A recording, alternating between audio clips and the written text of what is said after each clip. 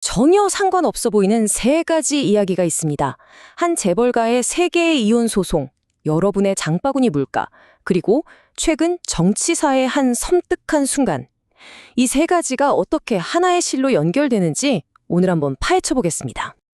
자, 먼저 이 소리부터 들어보시죠.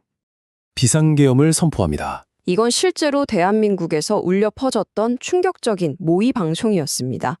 정말 현실처럼 느껴졌던 바로 이 순간이 오늘 우리가 다룰 이야기의 중요한 시작점입니다. 네, 바로 1조 원대의 이혼 소송 이야기입니다. 그런데 이건 그냥 흔한 유명인 가십거리로 치부할 게 아니에요. 이 사건을 깊숙이 들여다보면요, 과거 우리 사회에 재벌과 자산과 정치 권력이 어떻게 얽혀 있었는지 그 연결고리가 드러나거든요. 자, 화면을 보시면 1심과 2심 판결이 어떻게 달라졌는지 한눈에 보이죠? 1심에서는 재산 분할액이 665억 원이었는데 2심에서는요, 이게 무려 1조 3,800억 원으로 껑충이 뛰어오릅니다. 그야말로 액수 자체가 폭발적으로 늘어난 거죠. 상상하기조차 힘든 돈입니다. 그럼 대체 왜 이렇게 액수가 달라진 걸까요? 바로 법적 쟁점 때문이었습니다. 이 사건의 핵심은 이거였어요.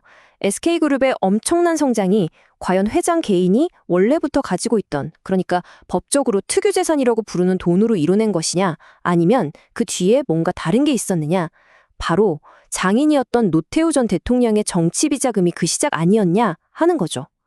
이 질문에 대한 답에 따라서 모든 게 달라지는 겁니다. 그런데 말이죠. 대법원으로 가면서 정말 생각지도 못한 반전이 일어납니다. 대법원의 논리는 이랬어요. 그 돈, 노태우 전 대통령한테서 나온 비자금, 그거 뇌물 아니냐. 법적으로 이건 불법 원인금여다. 그렇다면 그 딸이 불법적인 돈으로 불린 재산에 대해 권리를 주장할 수는 없다. 이렇게 본 겁니다. 와, 이건 단순히 부부 재산을 나누는 걸 넘어서 대한민국 최대 기업 중 하나의 성장 기반이 된 그 돈의 정당성 자체에 근본적인 질문을 던진 정말 엄청난 판결이었죠. 자, 그럼 이제부터는요, 이렇게 사회 최상층에서 벌어지는 권력과 돈에 대한 결정이 어떻게 우리 모두의 삶에까지 파고드는지 그 파급 효과를 한번 따라가 보겠습니다. 네, 바로 이 숫자입니다. 1조 3,800억 원. 이건 그냥 0이 많이 붙은 숫자가 아니에요. 대한민국 최대 재벌 그룹 중 하나의 주인이 바뀔 수도 있었던 그런 상징적인 액수였던 거죠. 아니, 한 가족이 이혼하는 게 우리랑 무슨 상관이냐고요? 자, 한번 생각해 보세요. 만약에 2심 판결, 저 1조 3,800억 원이 그대로 확정됐다면 어떻게 됐을까요? 회장은 이 어마어마한 돈을 마련하기 위해서 아마도 회사 주식을 팔아야 했을 겁니다. 그럼 어떻게 될까요? SK그룹의 경영권을 누가 차지할 것이냐? 이걸 둘러싼 엄청난 싸움이 벌어질 수 있었고 그 아래 수많은 계열사들까지 전체가 흔들릴 수 있는 그런 문제였던 거죠.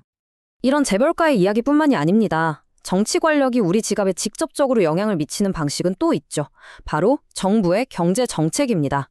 이건 뭐 재벌 회장님들 회의실에서나 벌어지는 이야기가 아니라 우리 모두가 매일 마트에서 시장에서 체감하는 현실적인 문제거든요. 다들 이런 경험 있으시죠? 슈링크플레이션이라고 하죠. 과자 봉지를 뜯었는데 예전보다 양이 확 줄어든 느낌. 가격은 그대로인데 내용물만 줄어드는 바로 그 현상 말입니다.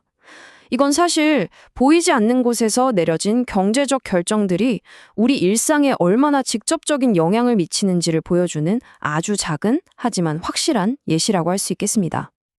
자, 그럼 이제 이야기의 또 다른 축. 아까 처음에 들려드렸던 그 계엄령 선포 순간으로 다시 돌아가 보겠습니다. 왜 이 문제를 제대로 파헤치고 책임을 물어야 하는지 그 필요성을 더욱 절실하게 만드는 새로운 증거가 나왔기 때문입니다. 네, 바로 이 42분간의 만남입니다. 특검이 CCTV 영상을 확보했는데 계엄 시도 바로 직전에 당시 법무부 장관이 대통령과 42분 동안이나 만났다는 겁니다.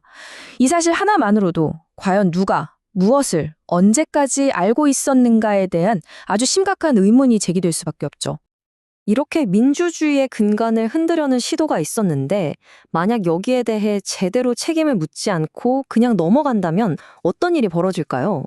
이건 그냥 상상 속의 질문이 아닙니다. 역사를 돌아보면 바로 이 문제로 엄청난 대가를 치렀던 한 나라의 경고가 있습니다. 네, 바로 네팔의 이야기입니다. 네팔의 아주 격동적인 현대사를 들여다보면요. 책임 추궁이라는 게 불완전할 때 사회가 어떤 대가를 치르게 됐는지 정말 냉엄하게 보여주는 경고가 담겨 있습니다. 네팔의 현대사는 그야말로 혼란의 연속이었습니다. 타임라인을 보시면 1960년에 국왕이 쿠데타를 일으키죠. 그 후로 수십 년 동안 민주주의를 향한 열망과 권위주의적인 반동이 계속해서 부딪힙니다. 권력이 대화가 아니라 총각 항로 오갔고 나라는 그야말로 깊은 수렁에 빠져들었습니다. 그러다 마침내 2008년 시민들의 힘으로 왕정이 무너집니다. 군주제가 폐지된 거죠. 그런데 이때 네팔은 아주 중대한 결정을 내립니다. 권력을 불법적으로 빼앗았던 마지막 왕, 그의 책임을 묻지 않기로 한 겁니다. 과거는 그냥 덮고 미래로 나아가자, 이렇게요. 그럼 그렇게 책임을 면했던 전 국왕은 지금 뭘 하고 있을까요? 놀랍게도 다시 정치 무대에 나타나 지지자들을 모으고 있습니다. 현재의 정치적 불안정을 틈타서 왕정을 복원해야 한다고 공개적으로 외치고 다니는 거죠. 그리고 심지어 꽤 인기를 얻고 있다고 합니다. 결국 제대로 처리하지 않은 문제는 이렇게 언제든 다시 돌아올 수 있다는 걸 똑똑히 보여주는 사례입니다. 자, 오늘 이야기의 마지막 질문입니다. 문제를 뿌리 뽑지 않고 그냥 덮어버리면 어떻게 될까요? 이 질문 하나가 오늘 우리가 다룬 모든 이야기를 꿰뚫습니다.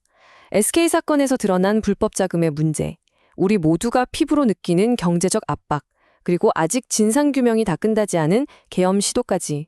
결국 이 모든 것은 우리에게 망각의 대가는 과연 무엇인지 아주 무겁게 묻고 있습니다.